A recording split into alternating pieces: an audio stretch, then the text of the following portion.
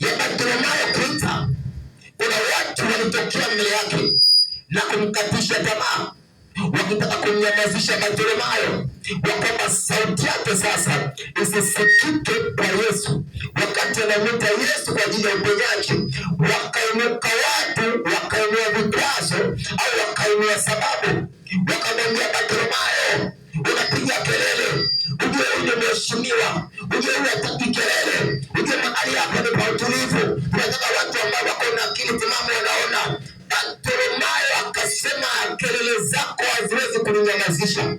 Akasema, mawazo yako wala sheria yako haiwezi kuninyamazisha. Biblia inasema Bartimayo akaendelea kuita, akaita Yesu Mnazareti, Mwana wa Mungu, ninaomba uniokoe. Akasema, sauti yangu haitanyamazishwa na kiumbe cha aina yoyote. Na wakati unaomba, wakati unapiga goti, wakati unalia, wakati unahitaji rehema ya Mungu, ndipo watu watainuka ndani yako na kukatisha tamaa. Watainua maneno au watainua vikwazo, na vikwazo hivyo vitataka kuwa sababu ya kukunyamazisha katika ulimwengu wa roho. Yaelewa. Bwana Yesu asifiwe. Bwana Yesu asifiwe. Bwana Yesu asifiwe. Biblia inasema wakati Bartimayo anamwita Yesu, kuna watu waliinuka akamwambia, usimwite Yesu, unatupigia kelele. Kaa mbali na Yesu. Akamwambia, kaa mbali na Yesu.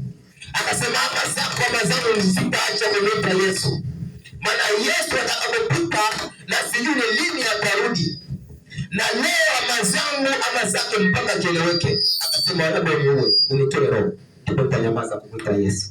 Bwana Yesu asifiwe. Bwana Yesu asifiwe. Kuna watu wako mahali wanakaa, lakini ikifika muda wa kuomba, ukianza kuomba, kuna watu wanakuambia, unajua unatupigia kelele. Mwanangu amelala. Mwanangu najua akiamkaga huwa analiaga tu. Kwa hiyo usiombe kwa nguvu. Usiombe. Bwana Yesu asifiwe. Kuna watu wanasema, unajua wewe unaomba kila siku, mbona tuoni mafanikio ya maombi? Kwani kama unapiga kelele. Bwana Yesu asifiwe. Kuna watu watainua vikwazo, wataachilia sababu. Na sababu hiyo wakati mwingine unaweza ukasema yamkini sababu hiyo ni ukweli. Kumbe ni mbinu za adui ili kukunyong'onyesha au kukuangamiza au kutoa kabisa kwenye position yako. Bwana Yesu asifiwe. Bwana Yesu asifiwe. Biblia inasema mstari wa 9, Yesu aliposikia sauti ya Bartimayo akasimama.